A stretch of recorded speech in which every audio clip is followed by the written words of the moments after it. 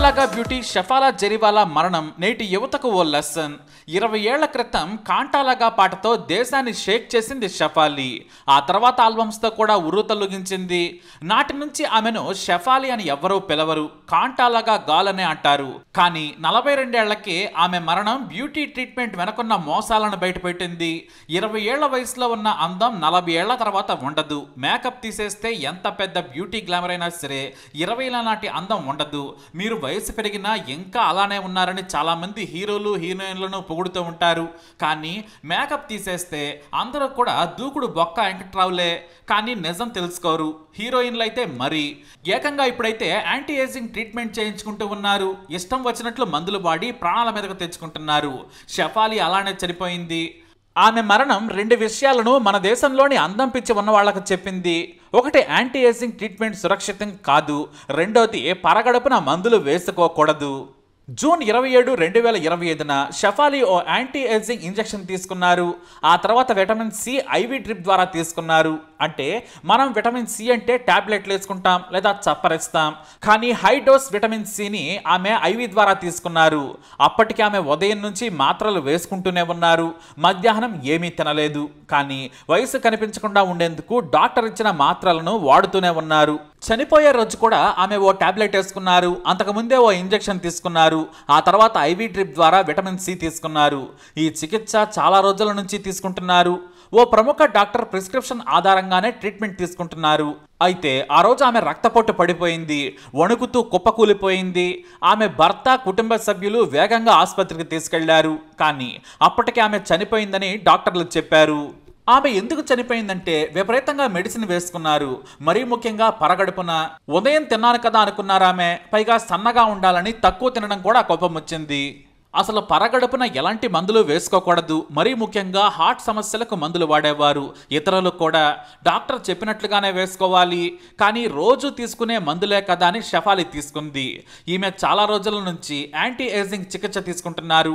ఇందులో ఇంజెక్షన్స్ కూడా ఉన్నాయి. ఇందులో glutathione, collagen boosters, vitamin C based antioxidants సహా ఇతర మందులను కూడా ఇస్తూ ఉంటారు. బ్యూటీ బూస్టర్స్ అనేవి రిస్క్ ఫ్రీ కాదు. డాక్టర్లు కూడా తమ పేషెంట్లకు చెప్పాలి.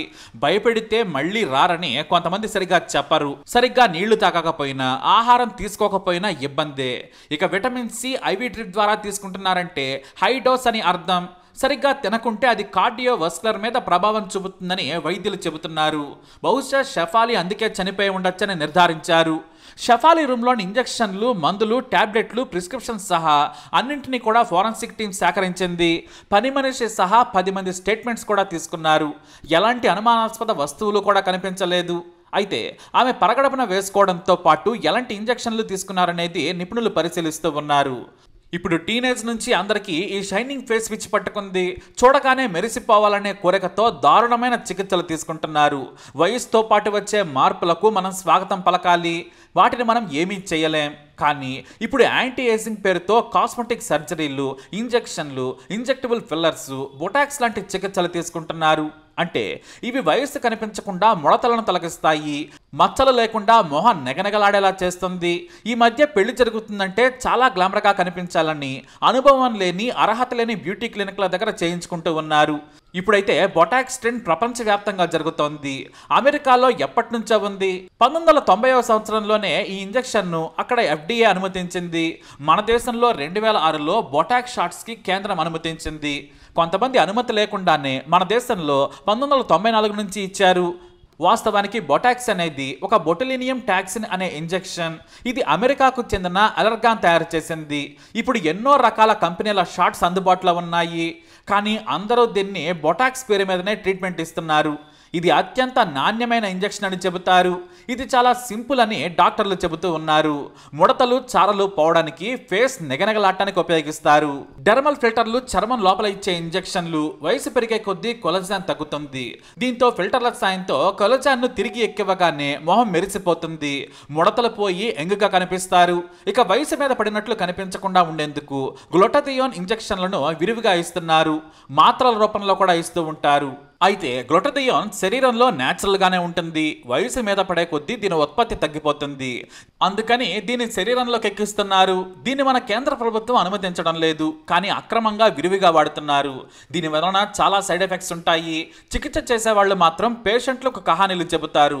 ఈ బొటాక్స్ అనేది ఇప్పుడు బార్బర్ షాప్లో కటింగ్ చేసినట్లుగా ప్రతి ఒక్కరూ ట్రీట్మెంట్ చేస్తున్నారు. చివరకు స్పా సెంటర్లు, చిన్న చిన్న బ్యూటీ క్లినిక్లలో కూడా మొహాలకి గుచ్చేస్తున్నారు.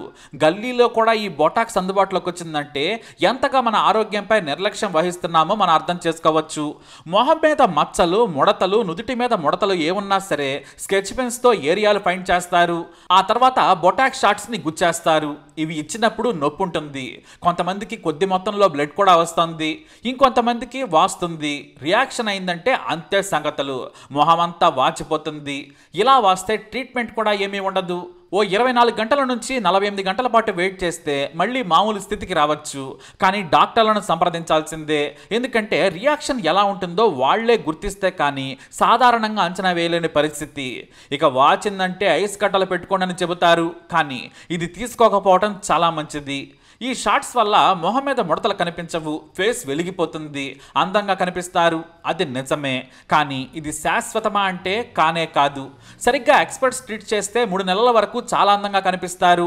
ఆ తర్వాత నుంచి మెల్లిగా ఒరిజినల్ గ్లామర్ బయటకు వచ్చేస్తుంది. కాబట్టి దీనివలన ఎలాంటి ఉపయోగం ఉండదు. మన న్యాచురల్ బ్యూటీనే శాశ్వతం. వేలకు వేలు పోసి టాక్సిన్స్ బాడీలోకి ఎక్కించుకోవటం ప్రమాదకరం. చాలా మందిలో రియాక్షన్లు కూడా వచ్చాయి.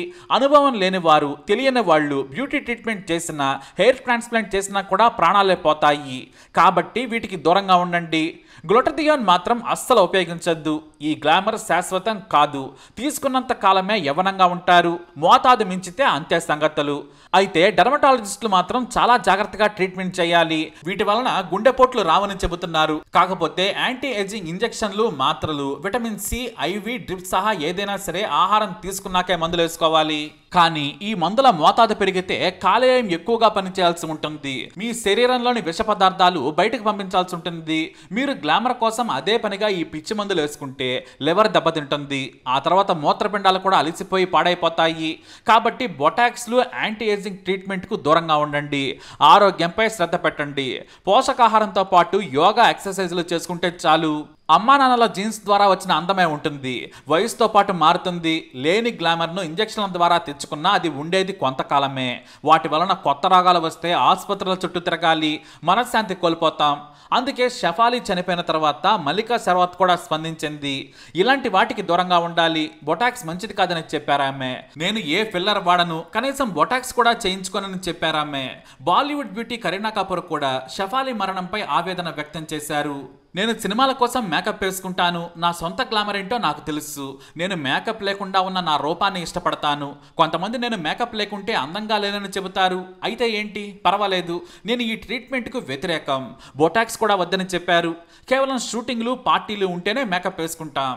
ఆ తర్వాత నా ఇంట్లో నేను నాకు నచ్చినట్లు ఉంటానని చాలా స్పష్టంగా చెప్పారు కరీనా కపూర్. ఇలాంటి తప్పుడు బ్యూటీ ట్రీట్మెంట్ల జోలికి అమ్మాయిలు వెళ్ళకూడదు. పెళ్ళున్నా, పేరెంట్ ఉన్నా, పెద్ద ఫంక్షన్ ఉన్నా సరే మేకప్తో సరిపెట్టుకోండి. ఇలాంటి కెమికల్స్ ను బాడీలోకి చొప్పించి ప్రాణాల మీదకు తెచ్చుకోవద్దు. మనం శరీరంలోకి పంపే ప్రతి కెమికల్ ఏదో రకంగా ఎప్పుడో ఓసారి చెడు ప్రభావం చూపిస్తుంది.